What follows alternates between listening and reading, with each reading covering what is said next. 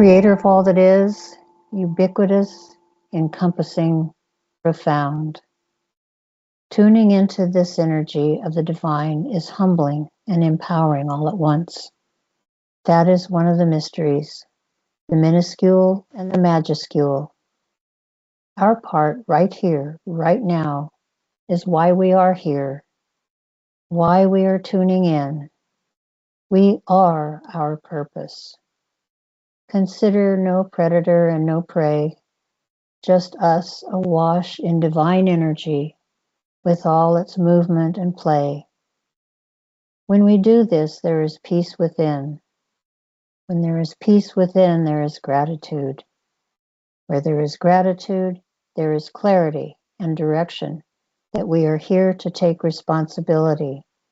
Now that we know who we are of source, of creator energy, and so it is.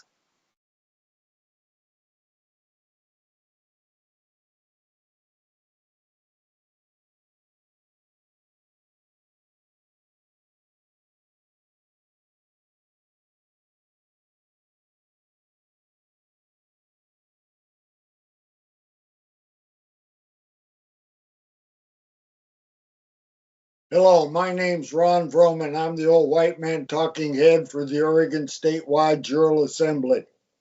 Coming to you from our Oregon headquarters, 14725 Southwest Glenbrook Road, Beaverton. Oh boy, that's nice. Looks good. I'm a little snaggletooth, but the rest of it looks pretty good.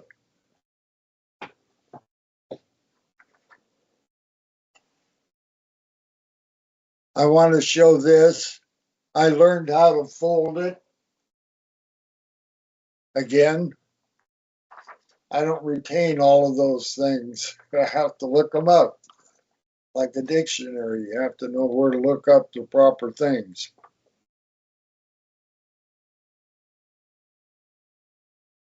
Here's another thing. Yes, there we go.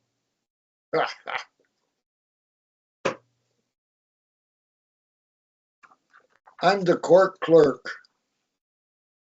for our Article 3, 1 Supreme Court, claiming original jurisdiction, Article 7 of Oregon's Constitution, 1859, coupled with Amendment 7 in suits in common law, where we have to have a common law court of record to do the work on Oregon.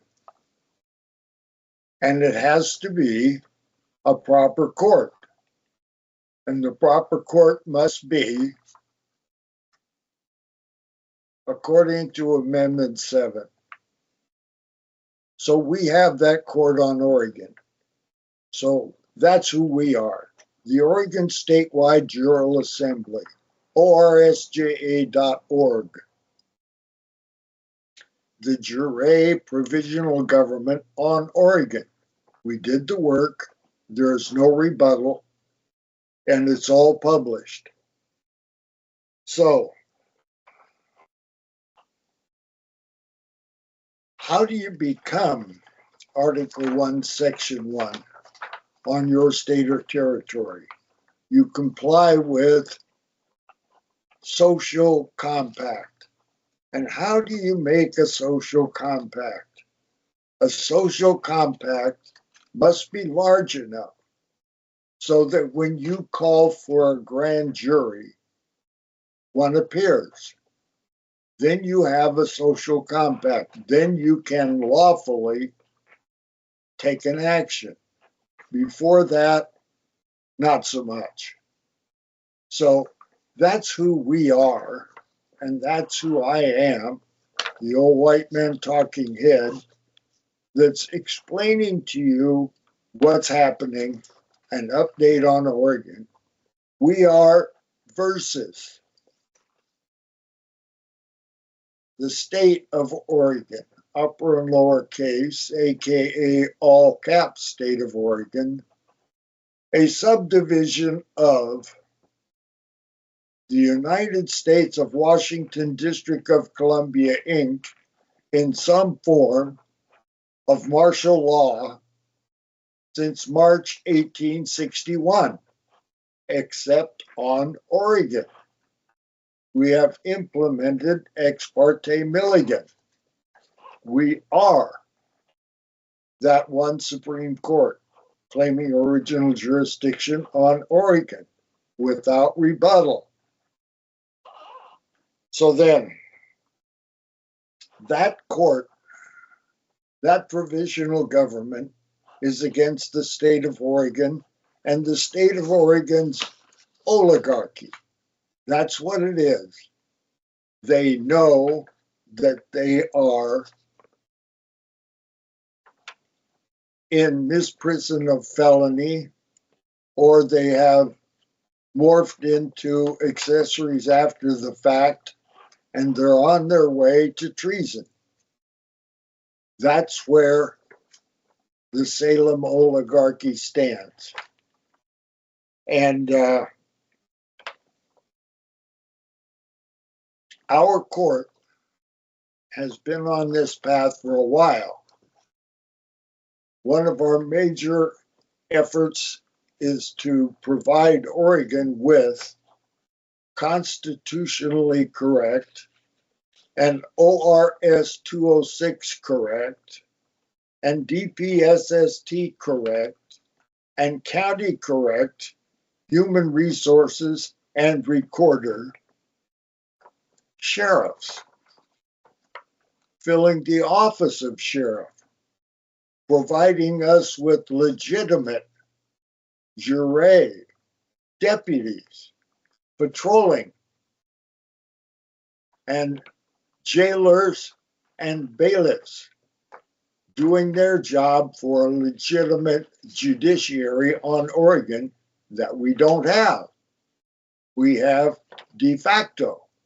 So, how are we going to do this? It has been a challenge. The current challenge is sheriffs. And briefly and quickly, we had a grand jury that presented true bills to an Article 3, one Supreme Court claiming original jurisdiction, Amendment 7, Article 7, on Oregon, met in front of the Marion County Courthouse and provided a verdict that the sheriffs were not legit and were not proper, and they needed to take care of this and correct it. So then we gave them a sample of what a proper oath looked like. It's not just one line on a sheet of paper signed by a judge that doesn't have proper credentials and not even registered with the recorder on a county except for two. Two counties had it properly recorded. So we're doing our best all the way down the line. And the audit, we haven't even gotten to an inventory. The audit proved that not one of our sheriffs is legitimate. So then you read ORS 206 and it says when that happens, the county commissioners, the people in charge of the county's political voice, will remove that sheriff from office because he cannot properly fill it. And that's the position we're at right now. Yesterday, I called from the advertisement that the Yamhill County Commissioners have on the internet, and I spoke to a person there who I've spoken to before. We have exchanged cards in the past. I didn't identify myself. And I asked her if they really meet at 10 o'clock on Thursday. She says, except for today, they're not doing it today, but they will be doing it from now on. I said, the 11th and 18th? And she said, yes. I said, I'd like to speak there and a couple more coming with me. How do we go about doing that? She says, well, you go to the podium and sign in that morning before the meeting. Okay, is the 18th good? Yep, the 18th's fine. Can we give to the commission written documents at that time, instruments of our being? She said, yes, of course. So at 10 a.m. on Thursday, September 18th, at the Yamhill County Courthouse in the basement, room 32, the Oregon Statewide Jural Assembly will be providing the Yamhill County Commissioners with what is proper in the way of a sheriff and what their duties and obligations are when they do not have what is proper. And we'll see what the results of that are. And I yield. This is Kim, one of the people on Oregon. Where are our sheriffs? For the last several months, we have posted and made available what we worked on as a proper oath for the persons in our governance. Sheriffs are our first effort at insisting on a proper oath, for it is the sheriffs who are here in their county position to protect and defend the people. Protect them from what, some might say? From ticketing or sending people to an illegitimate amended Article 7 court that should not be.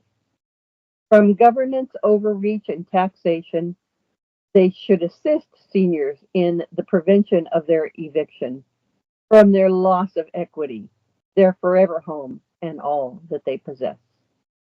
Our Article 3, Amendment 7 Civilian Common Law Court of Record has made numerous visits and relentless communications to our county sheriffs on Oregon to offer a remedy from victimization of the people. How, you might ask? It is like a shift in the mind. It is the recognition of one's allegiance to life and to that which is God given, rather than criminalizing living God made beings for a dead corporate entity. Our sheriffs are our first protection against governance overreach. The significance of elected government officials taking a proper oath to the original jurisdiction Constitution circa 1859 is a tremendous recognition. The oath is a promise to our God self, to our Creator God, and to people, not persons. Such a dejuration, taking a solemn oath, is needed for there to be remedy in our authoritative system of governance. Once a sheriff can make the shift, they can see themselves among the people, rather than a corporate entity meant to enforce our compliance to the bidding of the state. This cognition promises to be a release of tension, greater freedom, and cooperation. Let it be so. I yield.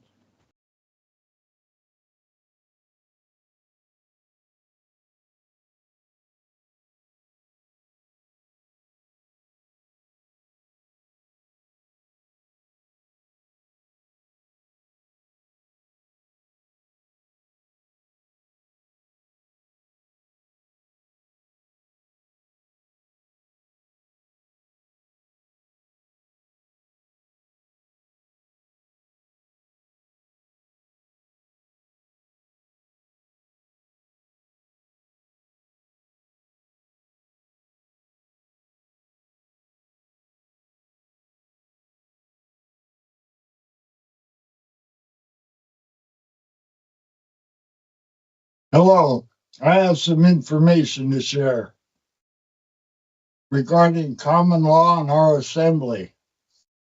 I got a 4-page document in the email from an assembly in Asheville, and they're putting out more misinformation than they are good information.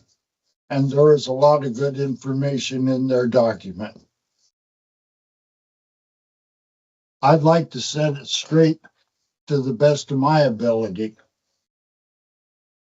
Civilian common law, court of record, and our social compact assembly. Law on the land and soil of our several states among the United States of America in Congress assembled is our unanimous declaration of the 13 United States of America, 1776, preceded by the U.S. Marine Corps, 1775. We named and styled ourselves the United States of America in 1777 in our Confederation and Perpetual Unions articles. The final article is the United States of America's Constitution circa 1859 and Oregon's Constitution circa 1859. Statutes at large and treaties must be supported and authenticated. As an example, the statute at large for 1858 was written after the war, 1864. The winners write the history in de facto. With that said, law is defined only by Bouvier's Law Dictionary, 6th edition, 2 volumes, 1856, or its equal by comparison. For legal and propaganda definitions, use Black's Law Dictionary, 1 through 11 edition. Lots of changes over the 2 years. Bouvier is constant and correct. The document changes with amendments and new states. The definitions stay the same. People, where all the power is inherent, created Oregon's Constitution that was ratified into statehood among the several states in 1859. All prior constitutions are artifacts and no longer current due to amendments and statehood increase. A decrease violates the perpetual union and brings about color of law. As it is no longer original jurisdiction without the perpetual union. Rhode Island and Providence Plantation violated it the first time in 1787. South Carolina did it the second time, December 1860. Our founding documents and history has been rewritten by the victors in de facto. From the 1600s until the 1760s, the colonists learned from the people about being sovereign and using a representative form of government. They learned this concept from the Algonquin or Iroquois nations peoples. The Treaty of Paris on the first page made the king ruler over the lands of the United States, and it was signed by 4 esquires. 3 of them were John Jay, Benjamin Franklin, and John Adams. Jefferson was scheduled and did not attend. It does not meet constitutional requirements, nor does the Northwest Ordinance.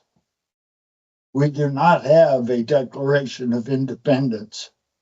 It was renamed from the unanimous declaration to meet their propaganda needs.